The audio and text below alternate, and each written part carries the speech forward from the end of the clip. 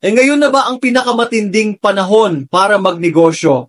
Hindi ba nakaka-frustrate na kahit may ganda ng produkto mo, parang ang hirap pa ring mapansin? Lahat ng tao may sariling online shop, may sarili ng brand, may sarili ng content. Minsan pakiramdam mo, kahit anong gawin mo, nalulunod ka sa dami ng kakompetensya. Tapos may mga bagong entrepreneur na ang target agad, international market.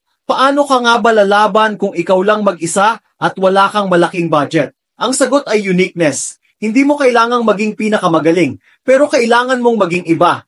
Mag-focus sa offer mo na walang katulad, kahit simpleng twist sa packaging, approach, o brand voice. Huwag matakot sa kompetisyon. Gamitin mo yon para mas galingan mo pa. Remember, hindi ang pinakamaingay ang nagtatagal, kundi ang pinakatotoo at may pakialam. Your brand deserves to stand out. Ikaw, paano mo hinaharap ang matinding kompetisyon? Share mo sa comments.